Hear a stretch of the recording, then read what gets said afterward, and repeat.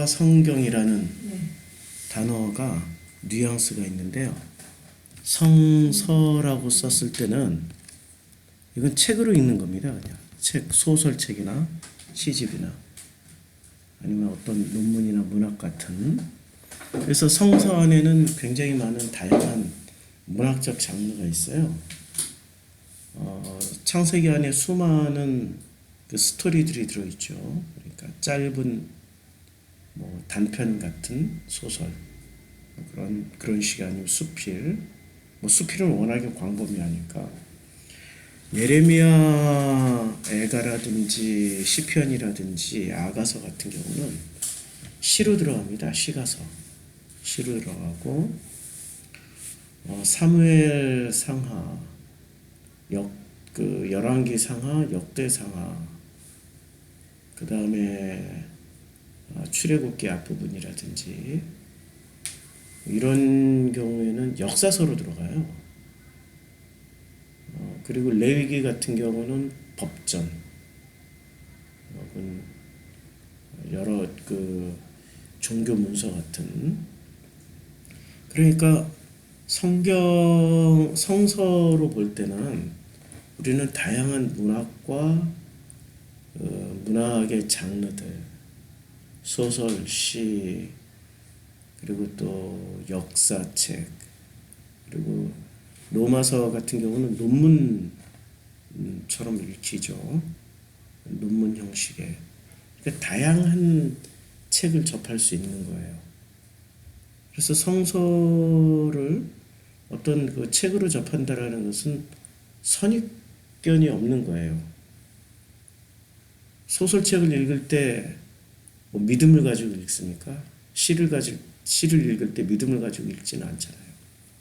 그냥 아무 생각 없이 읽다가 그 저자가 써내려가는 논리 구조나 스토리에 감동을 받고 이해를 하고 공감을 하게 되고 그러면서 작가의 생각이 더더욱 깊숙이 들어가고 그 책이 마음에 들면은 그 작가가 쓴 책들을 계속해서 더 찾아 읽게 되고 더 찾아 읽게 되고 그러다 그 작가의 팬이 되잖아요. 그런 과정을 통해서 작가하고 친해지고 작가하고의 만남을 통해서 어떤 그 자기가 책을 읽으면서 미처 깨닫지 못했던 어떤 부분들도 알게 되고 이게 일반적인 책을 통해서 독자의 아니 그 저자의 의도를 알아가게 되는 그 사람들의 일반적인 어떤 형태란 말입니다. 근데 우리는 성경을 성서로 그렇게 책으로 읽어본 적이 없어요. 교회에 들어오는 순간부터 성서를 책으로 읽는 게 아니라 성경으로 읽습니다. 이 경이라는 것은 제일 먼저 믿음이라는 안경을 착용하게 돼요.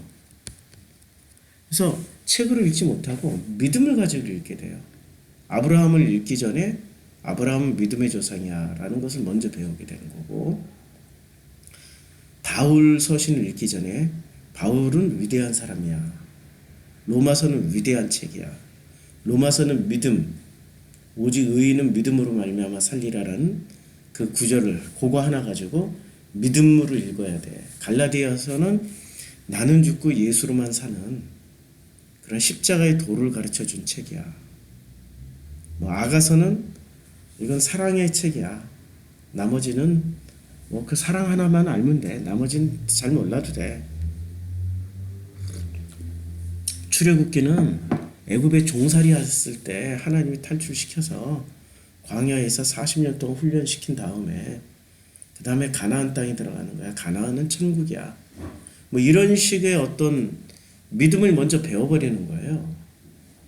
그 믿음을 먼저 배워버리니까 성서로 읽질 못하고 성경으로 읽게 되는 거예요.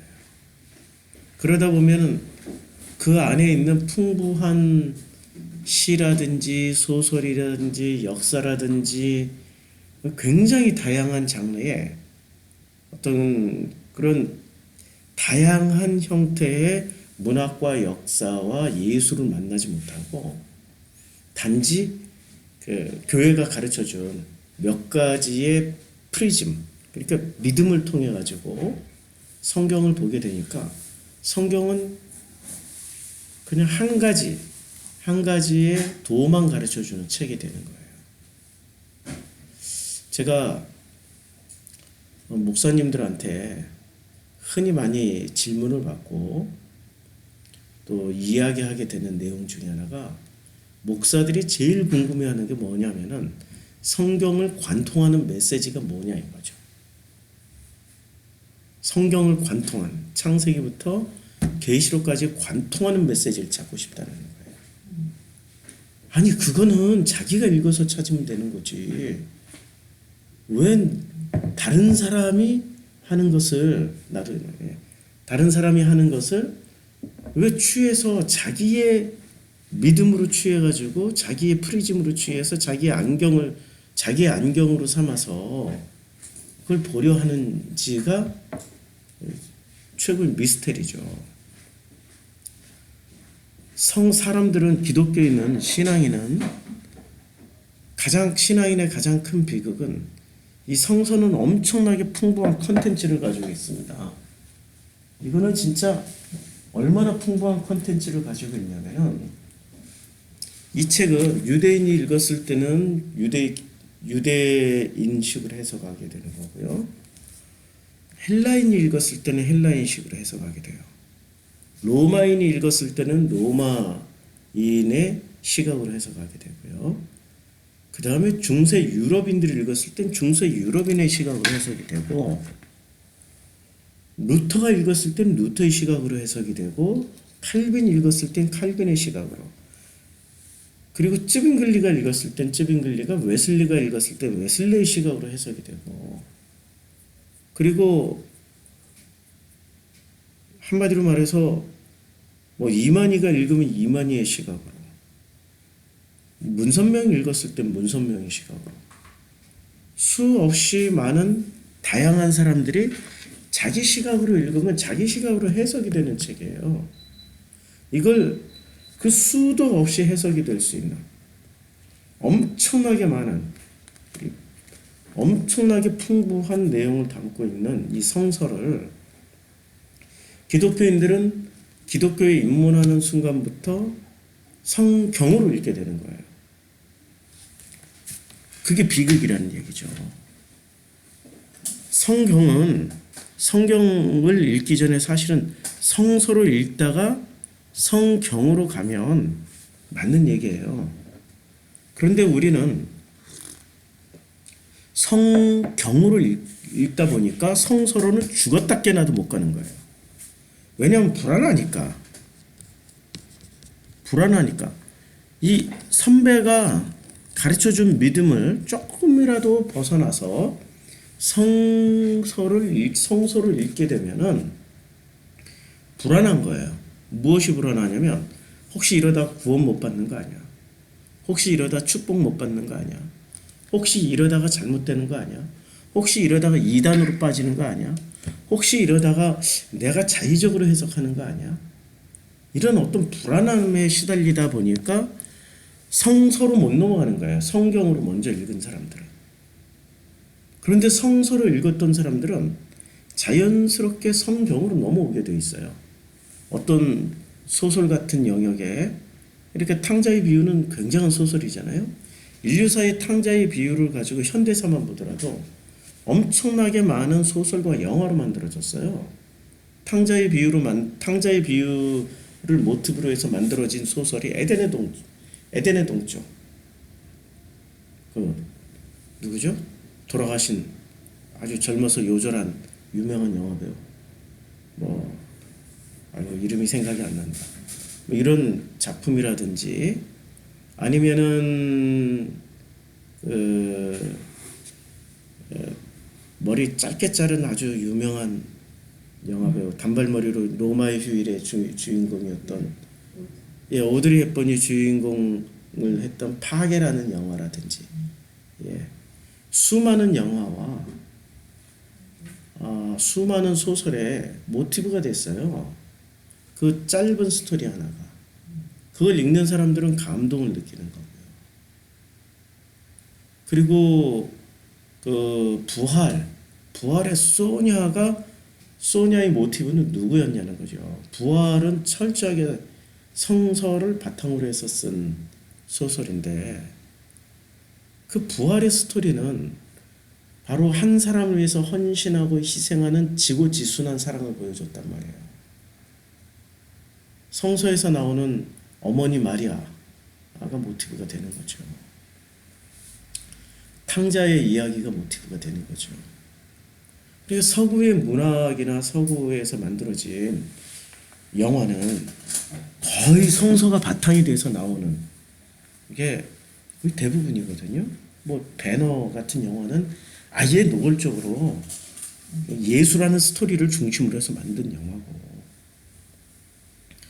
그러니 성서를 바탕으로 해서 만들어진 이렇게 풍부한 컨텐츠를 우리는 한국 기독교를 자세히 들여다보시면요, 우리는 풍부한 컨텐츠 이 성서의 풍부한 내용을 문화적으로 풀어내질 못하고 있어요. 소설 나온 적이 있나요?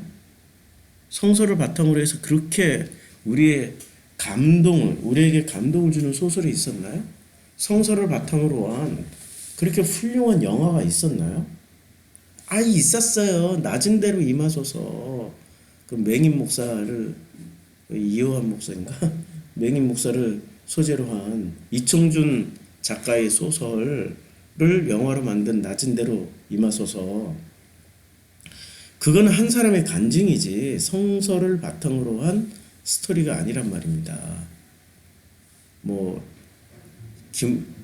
김홍동 누구지? 그 이름이 요새는 타락하셔가지고 그분이 소송에 휘말리시고 돈 문제에 휘말리셨던 그 목사님이 계시는데, 내가 새벽을 깨우리로다. 그것 또한 이청준 작가가 써낸. 근데 그분도 개인 간증 이야기지. 지금 한국사의 훌륭한 소설이 남아있는 몇몇 소설들은 그냥 누군가의 간증 스토리일 뿐이지 성서에서 뽑아낸 스토리가 아니란 말입니다. 좀 아쉬운 거죠. 한국 기독교 150년 역사에 교회 성장을 이렇게 만들었는데 그 교회 성장을 뒷받침할 수 있는, 기초가 될 수 있는 성서를 가지고 문화적 컨텐츠를 만들어내는 일은 거의 하지 못했다라는 거예요. 그러다 보니 한국 기독교의 수준이 아주 정말 일천한 거죠. 그냥 형편없는 거예요.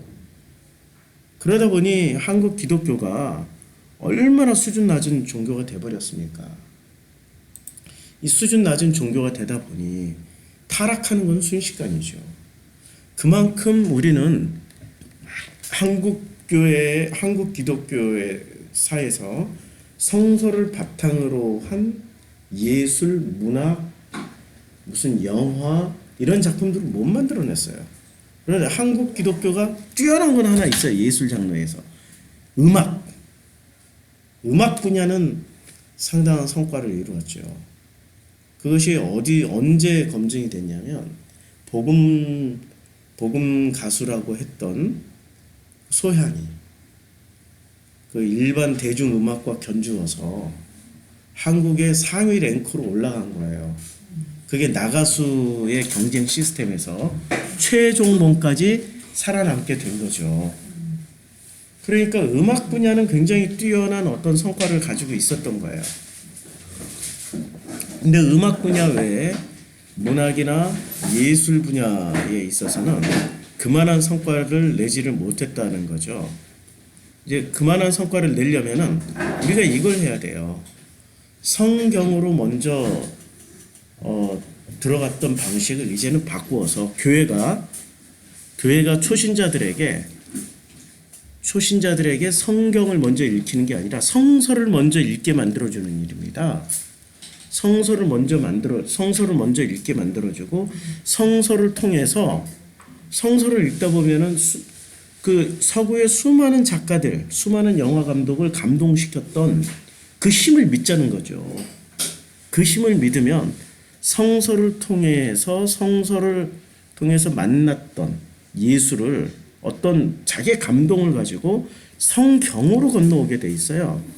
성서에서 성경으로 건너오게 되면은 그때부터 성서를 통해서 성경으로 건너온 사람은 죽었다 깨나도 이 사람은 크리스찬이 되는 거예요.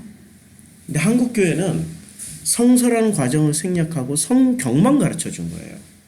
그게 한국 교회 비극 중에 비극이 되어버린 겁니다. 그러다 보니까 기독교는 있으되 기독교 문화는 없는 거예요. 우리 기독교 문화가 뭐가 있어요? 아무것도 없어요. 하지 말라는 것만 있어요. 술 마시지 마라. 무슨 뭐 요새는 신천지 영향이 있어 성경 공부도 하지 마라.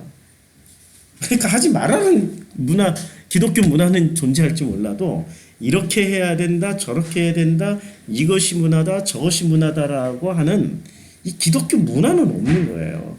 근데 서구 기독교는 지난 2000년 동안 서구 사회를 지탱해온 강력한 힘이었다라는 거죠. 그게 어떻게 가능했을까요? 서구의 지성인들은 성경으로 보지 않고 성서로 본 거예요.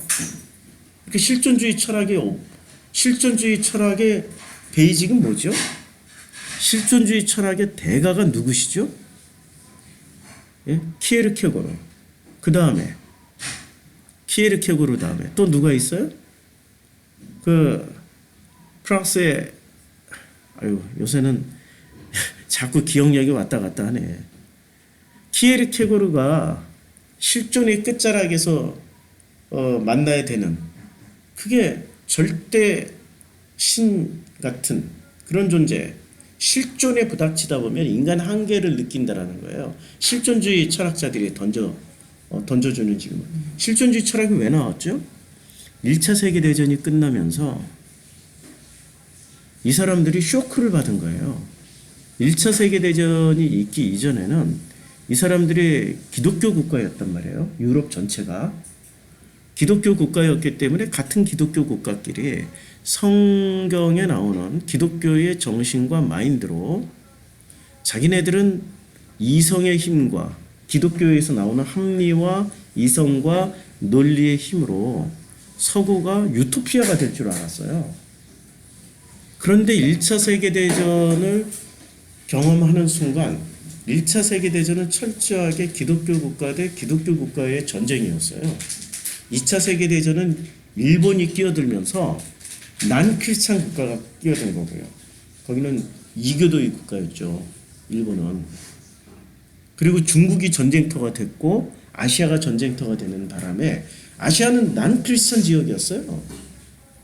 그런데 1차 세계대전은 철저하게 크리스찬 대 크리스찬의 싸움이었어요. 그러다 보니까 이 서구 지성인들이 반성이 일어나는 겁니다. 뭐가 잘못된 거야? 인간의 이성이 이렇게 쉽게 무너져? 인간의 합리주의가 이렇게 쉽게 무너져? 그 합리주의와 이성은 철저하게 성경에서 나온 거였는데 아니 이렇게 처참하고 비참하게 깨어질 수 있을까? 라는 반성. 그런 반성으로 철학적으로는 실존주의가 나온 거고요. 그리고 그 실존주의 철학을 바탕으로 해서 칼바르트 같은 신학자가 나온 겁니다. 칼바르트 혹시 아세요? 우리 평신도들은 잘 모르시죠? 칼바르트 하면은 교회에서 뭐라고 얘기하는지 아세요? 칼바르트를 가르치면 이단이라고 가르칩니다.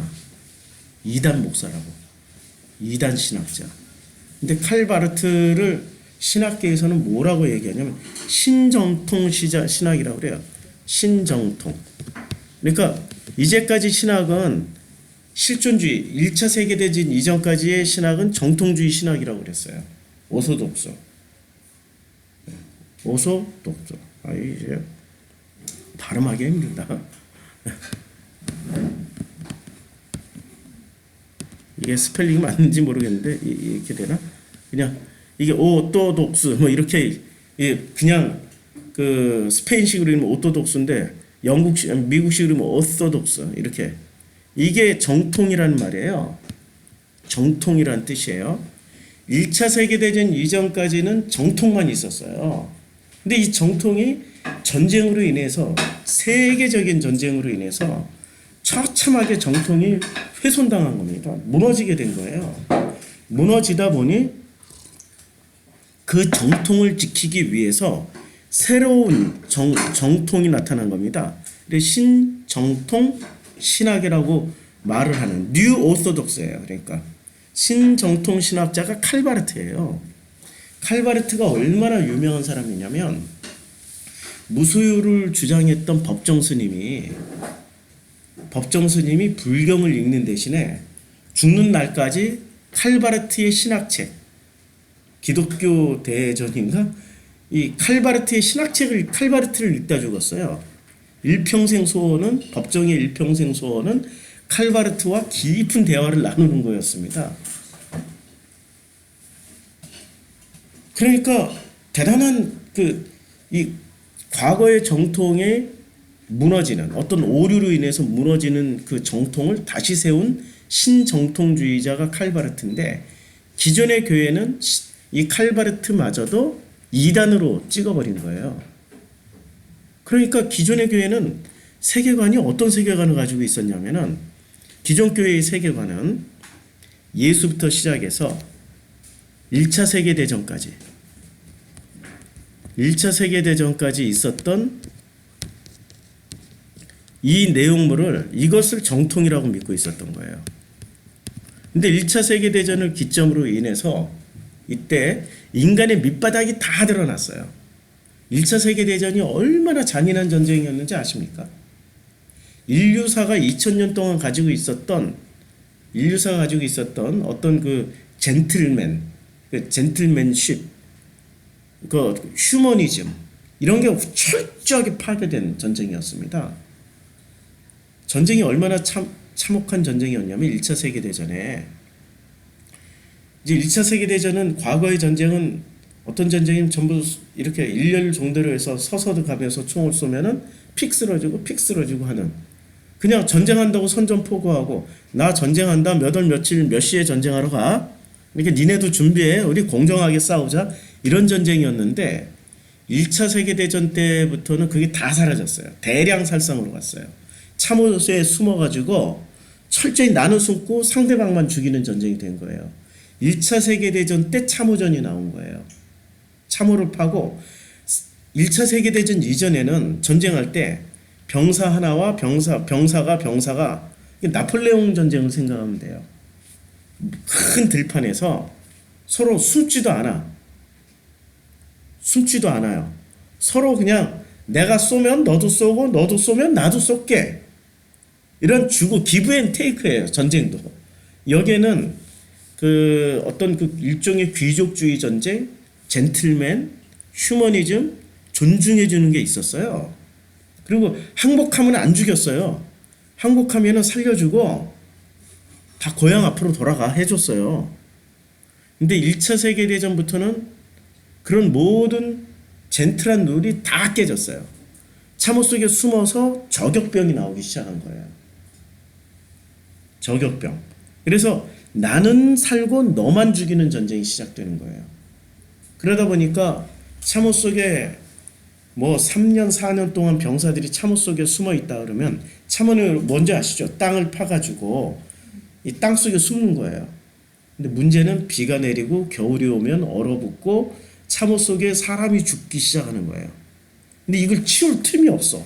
참호에서 시체를 치우려고 참호 밖으로 나가는 순간 저격병에게 총을 맞아요. 그러다 보니까 죽은 시체와 시체를 뜯어먹으려는 유럽의 쥐들은 이만합니다. 쥐들이 돌아다니면서 창자 뜯어먹고 뇌를 뜯어먹고 누나를 파먹고 까마귀가 날아와서 누나를 파먹고 그 시체가 참호와 참호 사이에는 들판이 있는데 그 들판에 수많은 독일군과 유럽 병사들이 수많은 병사들이 죽음이 있어요. 까마귀들이 날아오고 개들이 와서 뜯어먹고 늑대가 와서 뜯어먹고 이걸 병사들이 몇 년 동안을 보는 겁니다. 정신적으로 온전하겠어요? 미치는 거예요. 그리고 설사 살아났다 하더라도 그 안에 이미 썩은 시체와 쥐와 고양이와 개들과 뒤섞여 가지고 그거 신경 쓸 여력. 그리고 물은 차 있지, 썩은 물에 피가 그냥 둥둥둥둥 떠다니고, 비가 오면은 시체가 둥둥둥둥 떠다니고, 이런데 몇 년 있던 병사들이 병이라는 걸 다 걸려요. 그걸 이른바 구족병. 병 이름이 우리말로 번역하니까 그렇게 되는데, 이 병에 걸린 병사들이 1차 세계대전이 끝나고 전부 어디로 돌아가죠? 자기 고향으로 돌아가잖아요. 근데 이 고향 유럽에는 이 병이 참호안에서만 생긴 병이에요. 신종 바이러스 같은 병이죠. 고향으로 돌아가는 순간 이 병이 전 유럽에 퍼져가지고 거의 1,000,000명 정도가 몰살당합니다. 병사들은 강한 그것을 내성이 생긴 병사들은 살아남았지만 젊고 20대 초반에 청년들이 병사로 가잖아요. 군인으로. 근데 고향으로 가는 순간 애나 어른들, 면역력이 약한 사람들은 대량으로 죽어나갑니다. 이게 인류사의 전쟁도 비극이지만 전쟁 후에 일어난 일도 엄청난 비극이 된 거예요. 그러면서 1차 세계대전을 기점으로 해서 정통이라고 믿고 있었던 이게 유럽인들이에요. 기독교가 유럽으로 넘어왔으니까 이 정통이라고 믿고 있었던 유럽인들이 지성인들 중심으로 해서 이거 반성을 하기 시작합니다. 1차 세계대전이 너무 잔인한 전쟁이니까 반성을 하기 시작하면서 우리가 믿고 있었던 정통이라는 게 진짜 정통 맞아? 라는 반성으로 최초로 나오게 된 이 학문적 시도가 실존주의였어요. 실존주의. 그래서 실존주의의 철학, 철학을 가장 잘 대변하는 까뮈의 이방인이라는 소설인가요? 제가 아직 읽은 지 한 30년도 넘어가지고 막 내용이 섞여 있는데 레지스탕스 하던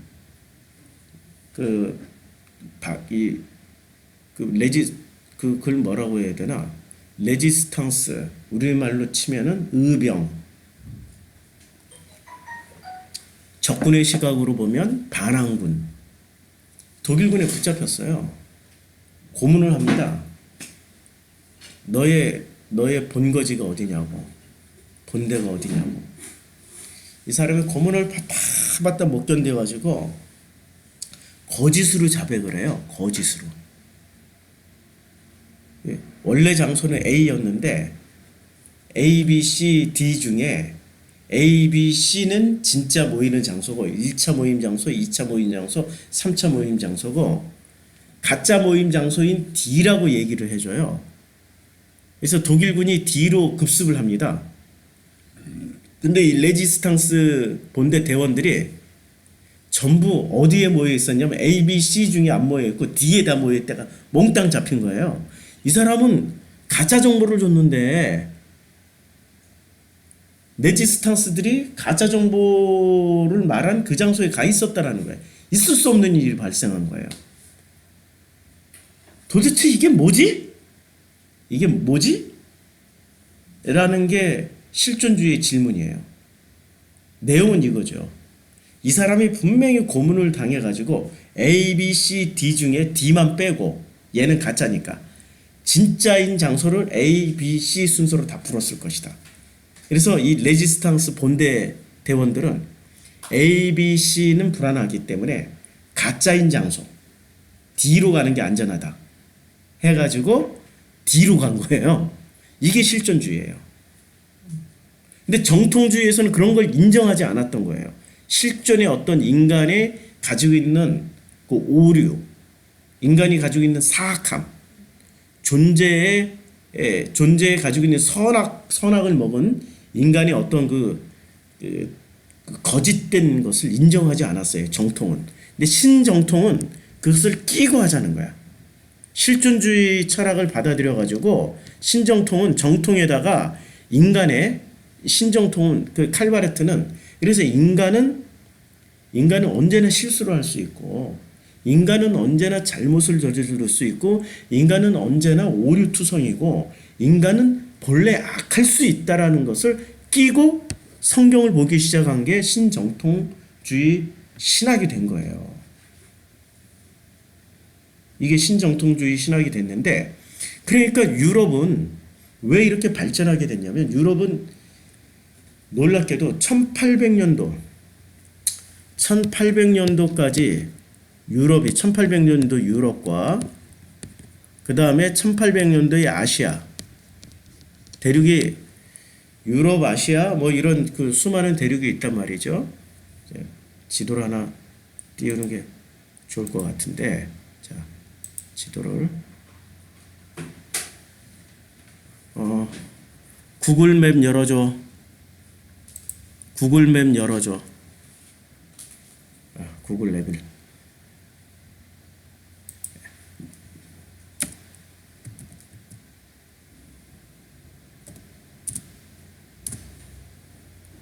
자, 구글맵을 이제 지도를 보면은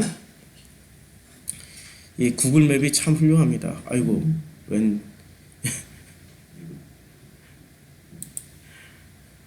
구글 이게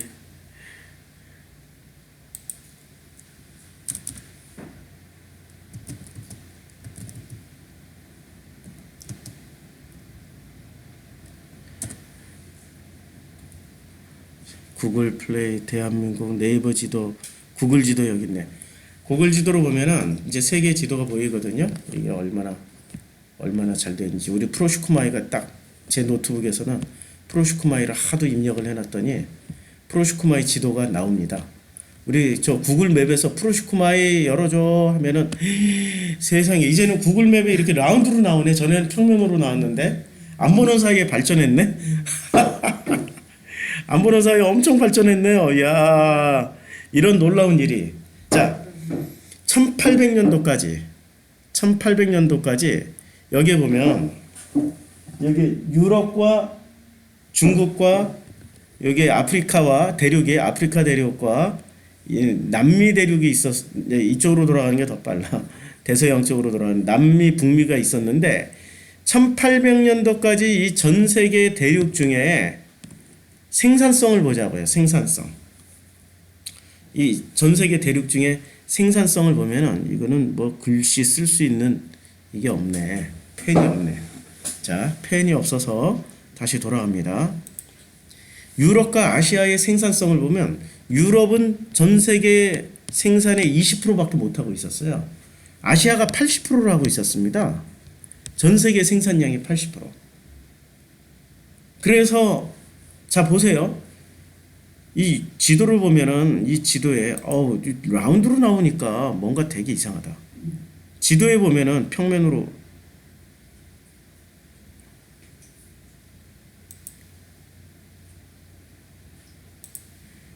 그 중국부터 시작한 무역로가 유럽까지 이어졌잖아요. 그래서 유럽에서 최고로 잘 만드는 생산품이 뭐였죠? 예? 그거 아시아에서 더 잘 만들었어요. 유럽에서 만들어낸 게 뭐가 있죠? 아무것도 없어요. 종이 아시아에서 만들었어요. 화약 아시아에서 만들었어요. 실크 아시아에서 만들었어요. 그래서 실크로드라고 하는 거예요. 아시아 상품이 유럽으로 건너갔기 때문에 실크로드가 되는 거예요. 실크로드. 유럽도 실크로드라고 하잖아요. 비단길이라고. 그러니까 아시아의 이 대한민국 그때 고려 시대에 있었던 조선에 있었던 도자기가 실크로드를 타가지고 유럽까지 가는 거예요. 고려 청자가 가고 비단이 가고. 그래서 이 베이징이나 난징이나 이런 데서 다 실크로드가 가는 거예요. 그러니까 이쪽에서 그러니까 동아시아, 중국, 인도, 한국, 일본 이쪽에서 생산하는 물건이 전 세계 80%를 생산하고 있었어요. 아시아가. 아시아는 왜 이게 가능했죠? 동남아에서 산모작을 하는 거예요. 식량 생산의 창고가 있는 거예요. 중국의 운남성이나 동남아나 그러니까 태국, 베트남, 필리핀 이런 쪽에서 식량이 무한정 공급될 수 있는 식량 창고가 있었고, 그리고 이 황하강 유역에 식량 창고가 있었고, 그리고 한반도도 호남평이나 이런 데로 이 식량 창고가 존재하고 있었던 거예요. 식량이 기본이 되고 그 외에 실크라든지 화약이라든지 종이라든지 인쇄술이 전부 다 아시아에서 넘어갔어요. 심지어는 아라비아 숫자까지도 아시아에서 넘어갔어요. 1, 2, 3, 4, 5, 6, 7 쓰는 아라비아 숫자. 그러니까 유럽 애들이 성경만 가지고 있었지 한마디로 말해서 졸라 무식한 족속들이었어요. 그 1800년 전까지만 해도 유럽이 전 세계의 부의 20%밖에 생산을 못하고 있을까. 얘네들은 아프리카를, 남미를, 북미를 식민지로 가지고 있었음에도 불구하고 얘네들은 총만, 무기만 발달했어요. 군대만 발달했고 아시아는 전 세계 생산량의 80%를 생산하고 있었어요. 그런데 이 사람들이 언제 바뀌기 시작했냐면 1차 세계대전을 기점으로 해서 확 바뀐 거예요. 어떻게 바뀌었죠?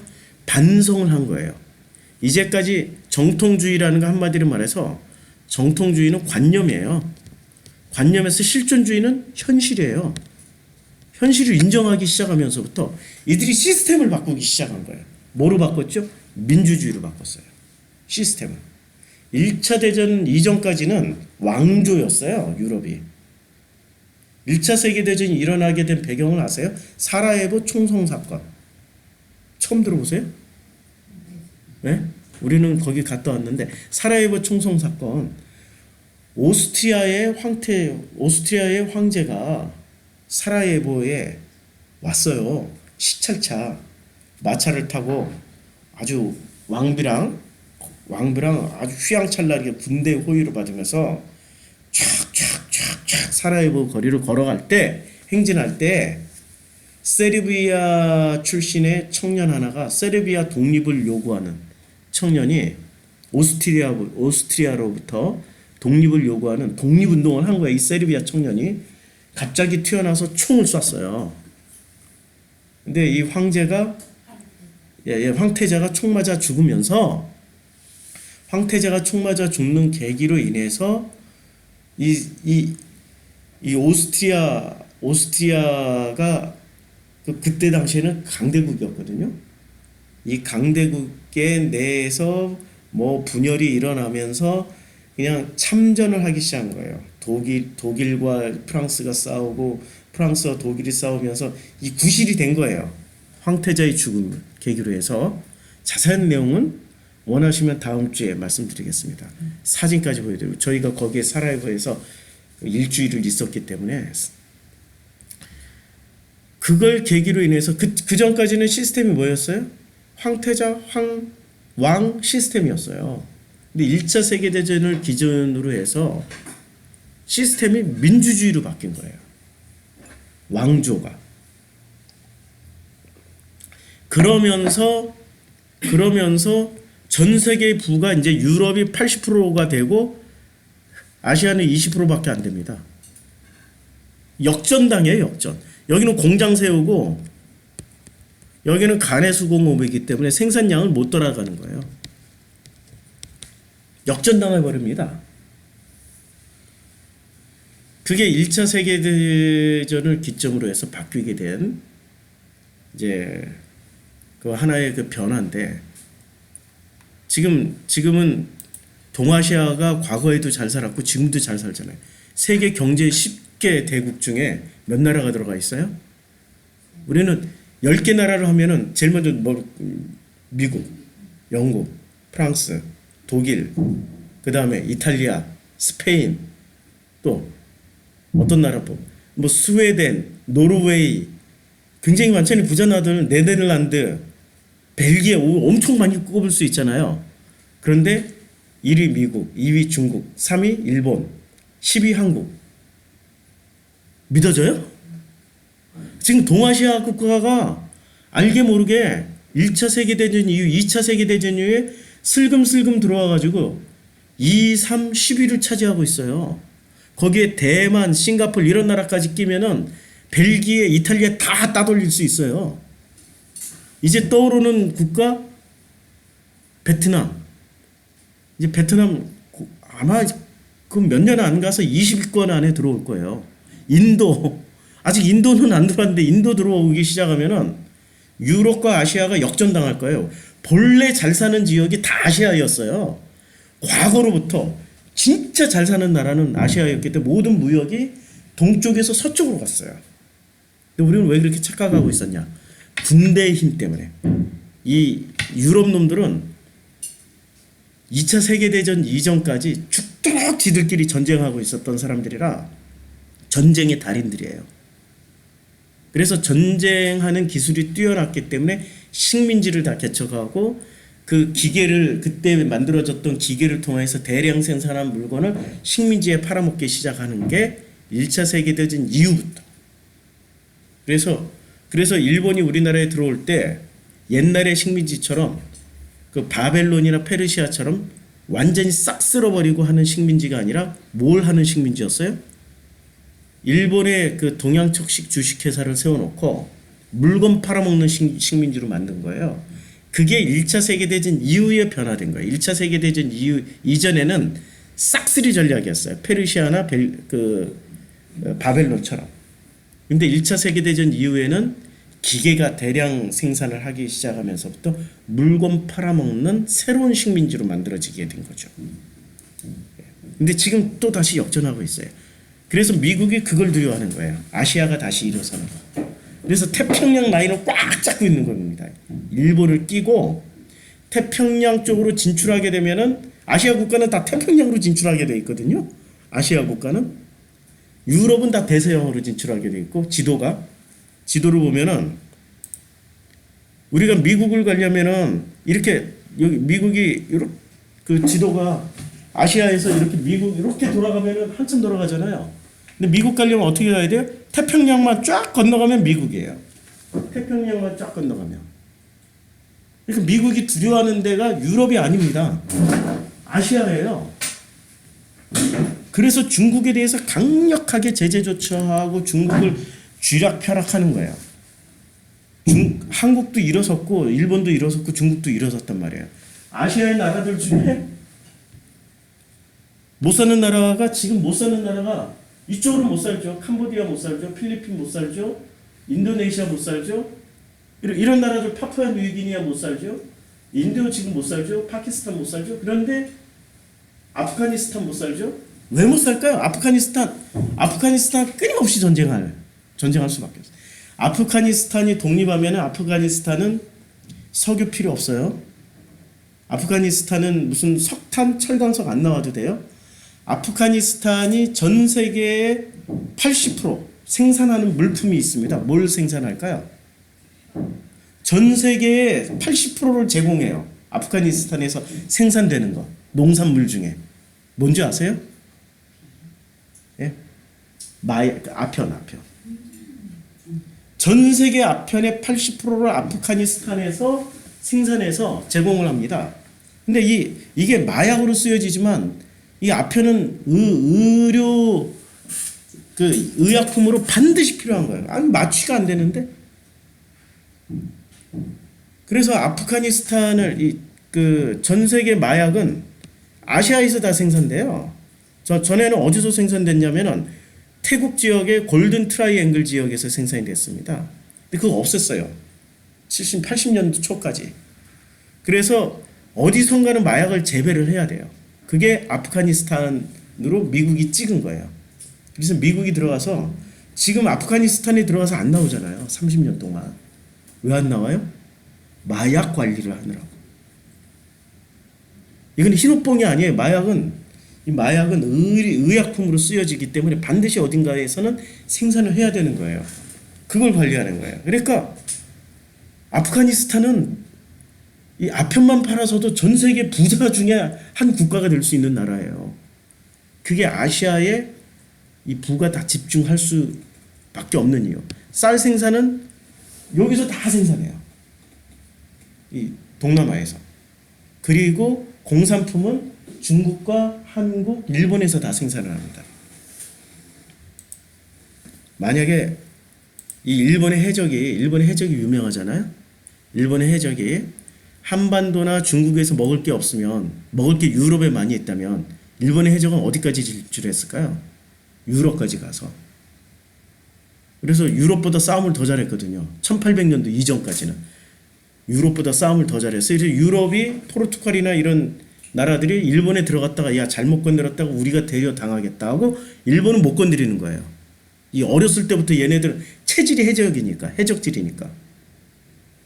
그래서 이 해적들이 만약에 유럽까지 가가지고 유럽과 붙으면은 유럽을 식민지로 만들 수 있는 나라였어요. 일본이 그렇게 그런 일본을 늘상 이기고 있었던 나라가 한국이었고 일제 36년 만이 2000년 지난 2000년 역사의 치욕 36년 그 치욕 때문에 우리가 이렇게 살고 있고요. 자, 이게 지금 실존이에요. 실존은 세계사를 보면은 너무나도 심플하게 이해됩니다. 실존은 무엇에 반항해서 나왔냐면 정통주의에 반항해서 나왔던 거예요. 정통주의에 반대해서 정통주의가 허점이 있었어요. 왜 허점이 있어? 관념이었기 때문에. 이 관념을 실존주의는 현실로 인식을 하기 시작한 거예요. 관념으로 인식하지 않고 현실로 인식하자. 그래서 나온 신학이 신정통주의 신학입니다. 신정통주의 신학이었고 그래서 성경을 읽을 때 정통으로 읽는다. 이것은 무엇으로 읽게 되냐면 믿음으로 읽기 시작하는 거예요. 믿음으로. 그래서 성경을 정통주의로 읽기 시작하면 실존이라는 것을 깨닫지 못해요. 판판이 무너져요. 그러니까 우리가 미스테리가 아니 대학 가기 전까지는 신앙생활 잘하던 그렇게 신앙생활 잘하던 내 자녀들이 왜 대학만 가면은 안 나오냐 이거야. 왜 그럴까요? 관념이 깨지는 자리가 대학생이에요. 교회에서 어렸을 때는 얘네들 어렸을 때 술 마실 필요 없죠. 담배 필 필요 없죠. 연애할 필요 없죠. 뭐 음란하다라는 걸 그런 거 뭐 굳이 뭐 죄의식 가질 필요 없단 말이에요. 근데 이 정통으로 배웠던 그러니까 성경으로 먼저 성경을 읽기 시작했던 이런 어린 우리의 자녀들이 대학생 들어갔더니 부딪히는 실존은 어때요? 아예 MT 가서 술 마셔야 되고 신입생 수련회 가야 되고 뭐 자기 동아리 활동하다 보면은 같이 어울리고 여자 손도 잡아야 되고 영화도 봐야 되고 뭐 이런 실존에 부딪히다 보니까 관념으로 만들어진 신앙은 판판이 깨져나가는 거예요. 그러니까 괴로우니까 안 나가버리는 거야. 괴로우니까 실존에 부딪히니까 해석이 안 되니까 안 나가버리는 거예요. 근데 지난 1800년 동안에 그 AD 예수님 제로에서부터 1800년 동안 있었던 실존주의가 등장하기 전까지 있었던 요 시기의 믿음을 가지고 성경을 읽으라고 하면은 어린 시절까지는 통하는데 실존이 싹 트는 20살부터는 이게 통하지 않는다는 얘기예요. 우리 교회로 보면 신학사적으로도 이런 신학사가 있었고 우리 교회 내부에서 실용적으로 적용을 하려고 봐도 이게 그래서 우리 교회에서는 실존을 끼고 성경을 해석을 해야 되는 거죠. 그러다 보니까 어떤 부닥침이 있게 되냐면은 성서로 읽게 되는 것과 성경으로 읽게 되는 것이 부딪히는 거죠. 지금까지 교회는 뭐로 읽었어요? 성경으로만 읽었어요. 성경은 정통주의 신학을 끼고 정통주의 신학. 그러니까 이 정통주의 신학은 과거 2000년 동안에 있었던 신학이에요.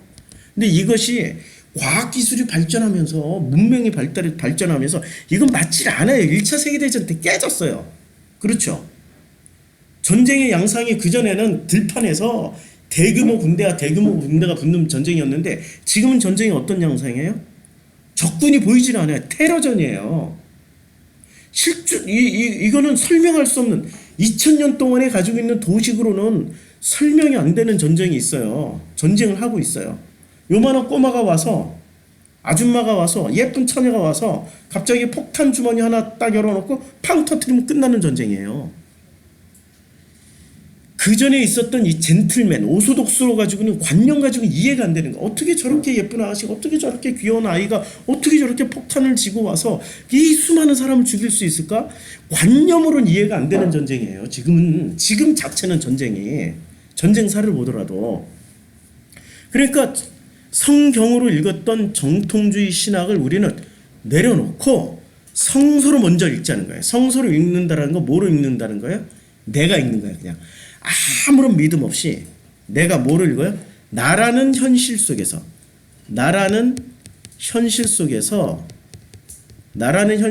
성서를 읽다 보니까 성서 안에 있는 수많은 문학과 예술과 수많은 스토리와 이런 것들을 통해 가지고 공감을 하고 이해를 하고 깨닫게 되는 사람들이 나중에 성경을 읽게 되는 경우, 이게 바로 신정통주의 신학이라고 생각하시면 돼요.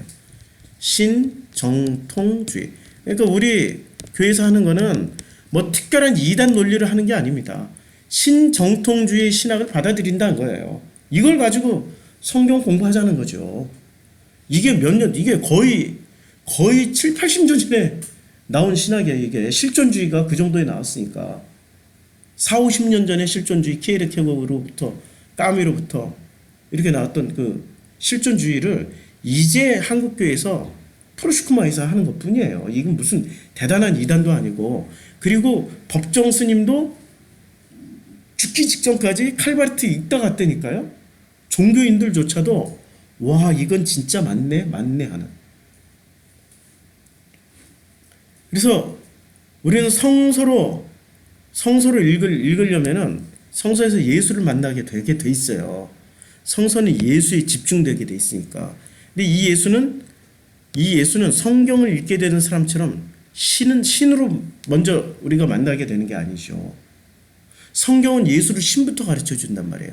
근데 성서를 읽게 되면 신으로 만나는 게 아니라 삼위일체의 신도 아니고 누구로 만나냐면 우리의 이웃이거나 우리의 청년이거나 내 형님이거나 아우거나 아저씨거나 선생님이거나 억울하게 죽임당하신 그러니까 우리의 삶 속에서 수없이 많은 캐릭터들로 만나게 되는 거예요. 수없이 많은 어떤 관련된 수많은 인격으로 읽게 되게 돼 있죠. 그래서 성서를 읽게 되면 성서의 한 인물로 관계 형성을 하게 돼요. 우리가 그 하루키의 소설을 읽으면서 그 젊은이들이 한 10몇 년, 20년 전에 수많은 젊은이들이 하루키의 소설을 읽으면서 울고 웃고 했단 말이에요. 하루키 소설 읽어보신 적이 있나요? 없으니까 제가 설명하는데 많이 답답해요. 그러니까 우리 기독교인들이 문제가 이거야. 문화적 소양이 없어요. 교회만 나오면 다 된다라고 생각하는 거야.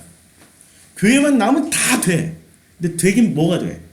2000년 전의 가치관 가지고 되는데 지금 현실 세계는 실존을 넘어서 현대 철학으로 넘어왔는데 그렇잖아요. 그러니까 서양의 철학의 터닝 포인트는 실존주의 철학이에요. 관념을 현실로 끌어내린 거예요. 그리고 현대 철학은 그 실존주의를 받아가지고 좀 더 현실적으로 구체화시킨 철학이고요. 무라야마 하루키의 소설을 읽으면서 수많은 젊은 세대들이, 나이 먹은 사람들은 공감 안 했어요. 수많은 젊은이들이 공감을 하기 시작하는 거예요. 이건 내 이야기인데, 이 주인공은 나와 같은데, 이 주인공 이야기는 난데, 와 이거 내 이야기다.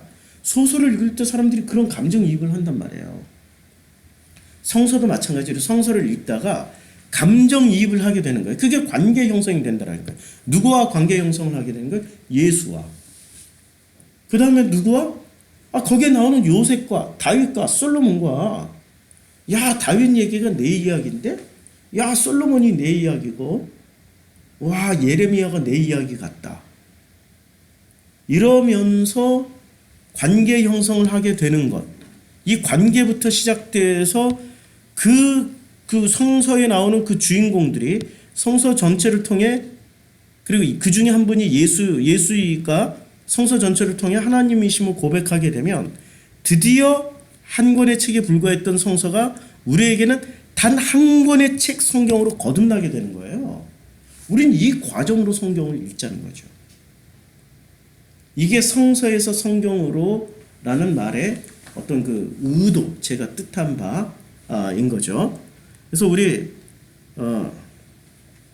우리는 안전하다 생각하게 되는, 정통이라고 생각하게 되는 성경으로 시작해서 수많은 종교인들이 찾는 넓은 길, 안전한 길을 가는 것보다는 이거 좁고 협착한 길이에요. 성서를 읽는 거는 좁고 협착하여도 성서를 통해 예수를 만나서 예수의 관계 형성이 되다 보니까 그분의 진짜 나의 하나님, 나의 주님이 되는 성서에서 성경으로의 길을 가는 게 우리 프로슈크마이가 해야 될 길이라고 생각을 합니다. 그래서 성서를 지금 소개하고 있는 거예요. 우리 성경 공부에서 성경을 소개하는 게 아니라. 그래서 우리가 기존 교회에 배웠던 것과 우리 프로슈쿠마에서 성경 공부하는 내용은 많이 다를 수가 있어요. 자, 이게 그 뉴질랜드에서 사시는 박교율 목사님이 쓴 글이에요. 우리말로 차를 마십니다라고 하면은 영국말로는 I'm having a cup of tea라고 얘기를 해요. 나는 having a cup of tea라고 한다는 거죠. 굳이 차를 마시는 나를 이렇게 표시할 필요가 없어요. 나를 아이를 표시할 수가 없는데 한 잔이라는 서술도 표시할 필요 없어요. A cup of tea라고 a cup of 한 잔이라는 말을 표시할 필요가 없어요. 우리말은 차 마셔 이러면 끝나잖아요. 우리말은. 근데 영어는 I'm having a cup of tea라고 이게 나도 표시하고 a cup of 한 잔이라고 표시를 하는 거죠. 이 영어란 언어는 그 듣는 사람을 배려하는 언어일까 아니면은 정확하게 자세히 설명해야 한다는 강박관념이 있는 것일까? 이분 뉴질랜드에 사니까 영어를 잘하세요. 어쨌든 글만으로는 누가 무엇을 어떻게 생각하는지 알 수가 이제 있는 거죠. 글만 보면은 구체적으로 아이도 들어갔고 나는 지금 차 한 잔을 즐기고 있어. 뭐 이렇게 말을 하고 있으니까. 근데 우리는 차 마셔 하면 끝난단 말이에요. 거기에는 나라는 단어도 없고 한 잔이란 단어도 없단 말이에요. 근데 반대로 한국어와 일본어는 상황을 이해하지 않으면 뜬금없을 때가 있어요. 누가 뭘? 뭐 이런 거. 그러니까 그냥 차 마셔 하면 우리는 대충 영어에서 표현했던 아이도 아이 그다음에 어컵 이런 걸 다 우리는 유추하는 거죠. 그러니까 영어가 굉장히 발달한 문장입니까? 한국말이 발달한 문장입니까? 한국어가 훨씬 발달한 문장이에요. 그걸 고맥락이라고 그러고 영어 같은 말을 저맥락이라고 그래요. 그래서 이걸 고맥락 언어와 저맥락 언어의 차이라고 하는데 한국 여성들의 언어에는 고맥락 중에서도 최고의 고맥락을 사용해요. 카톡 할 때 최영희 성도가 그걸 잘해요. 이모티콘만 날려. 그리고 카톡 할 때 뭐 여자들 대화하는 거 보면은 나 오늘 핸드백 샀다? 그러면 상대방 친구가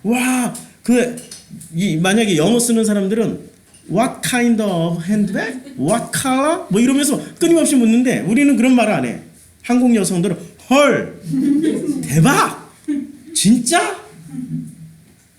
그 다음에 뭐 개쩐다 뭐 이러고 끝내준다.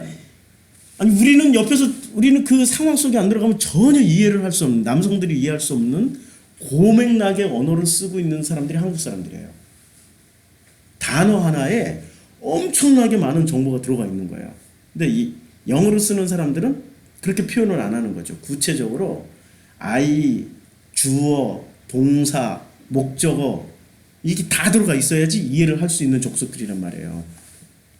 그러니까 고맥락의 언어는 이런 거예요. 고맥락의 언어는 굳이 무슨 뭐 말하지 않아도 전후좌우의 상황과 표정과 눈짓으로 커뮤니케이션을 한다는 말인 거죠.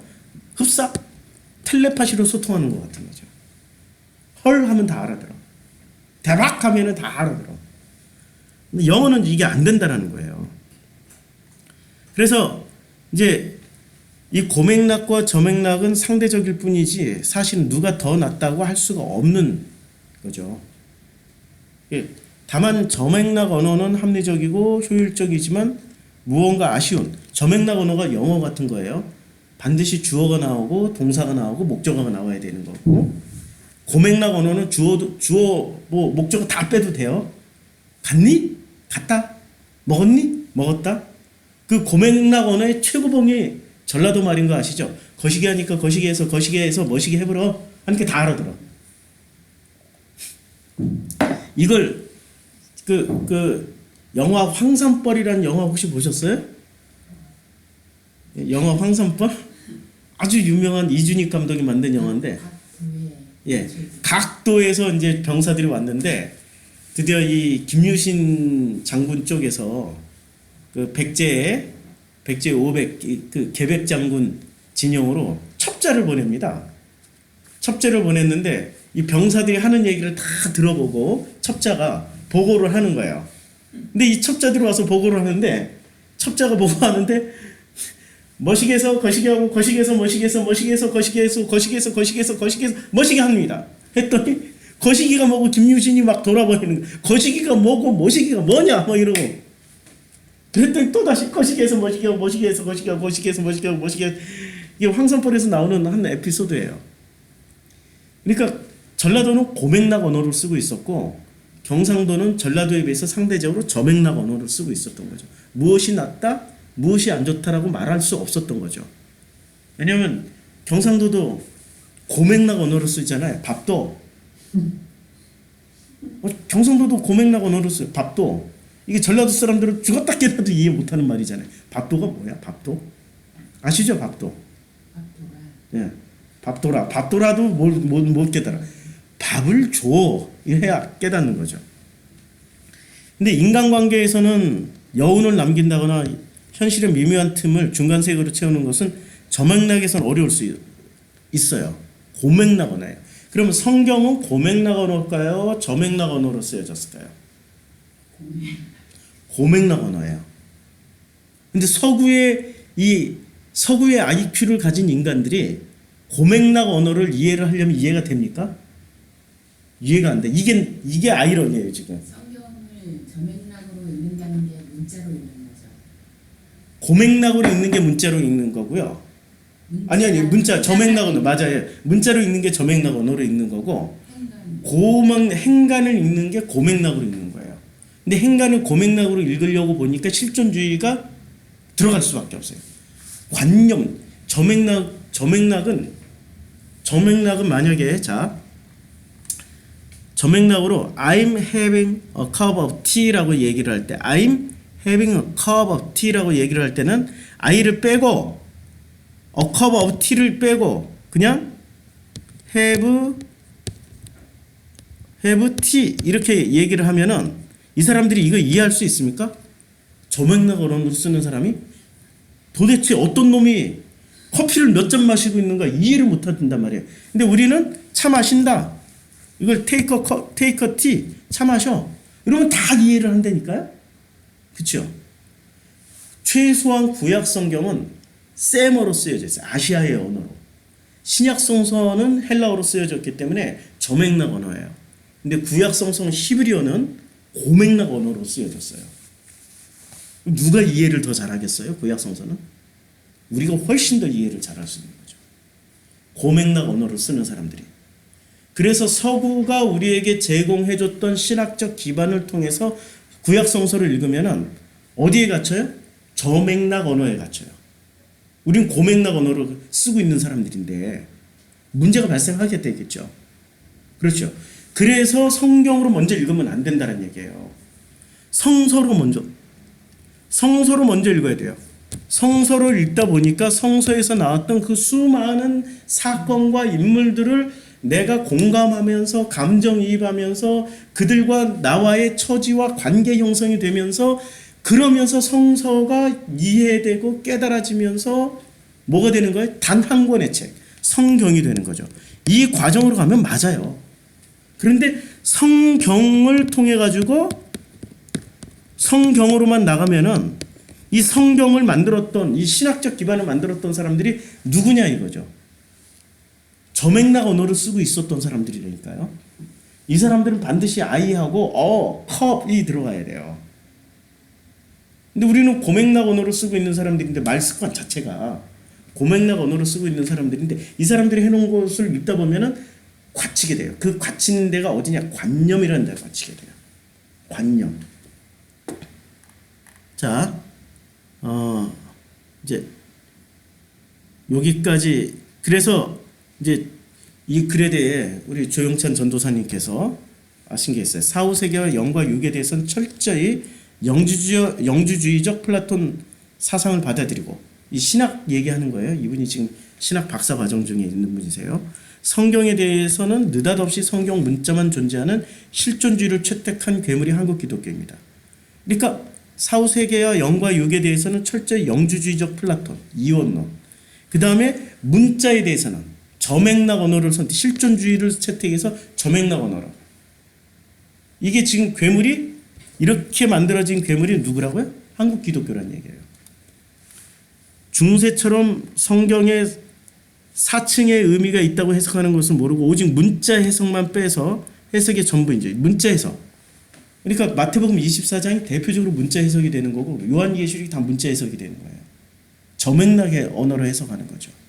그러니까 마태복음 그 24장을 이런 식으로 해석해 버리는 거예요. 마태복음 24장을 종말장이잖아요. 마태복음 24장을 자 이런 식으로 많은 사람이 내 이름으로 와서 이르되 나는 그리스도라 하여 많은 사람을 미혹해 하리라.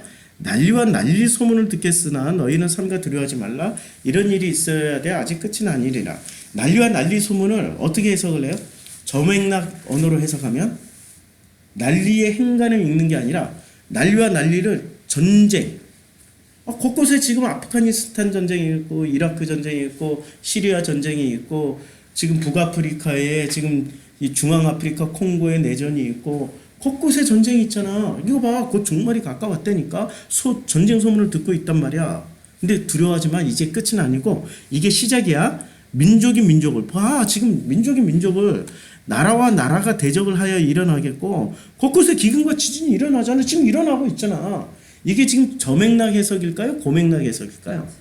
저맥락 해석이에요. 요것을 세대주의 해석이라고 그래요. 근데 우리는 전부 다 여기에 당했죠.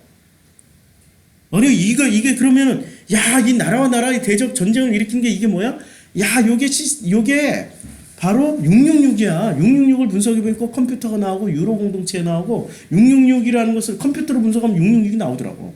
그 다음에 히틀러도 이게 뭐 이렇게 글자 맞춤해 보니까 666이 되고 네로도 666이 되고 짜 맞추면 다 666이 돼.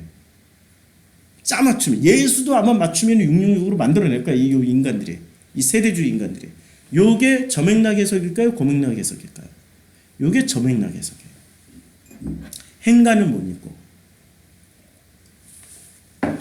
그래서 이 모든 것은 재난의 시작일 뿐이야. 아직 끝은 아니거든. 그때 사람들이 너희를 어떻게 환난에 넘겨주고 너희를 죽일 거야. 그래서 내 이름 때문에 모든 민족에게 미움을 받을 것이니까 있는 그대로 예수 이름 때문에 다 미움을 받을 거야.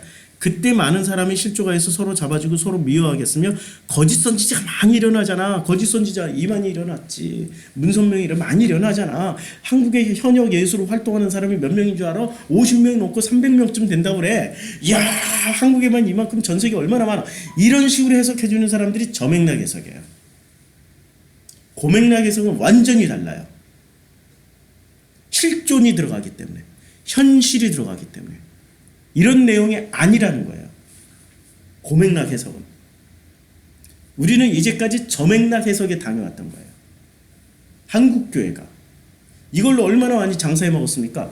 피지에 갔던 사람들이 전부 이런 해석 때문에 곧 무너진다, 망한다, 한반도가 망한다, 전쟁이 일어난다, 저맥락 해석으로 당해가지고 피지까지 가서 노예 생활을 하고 있단 말이에요.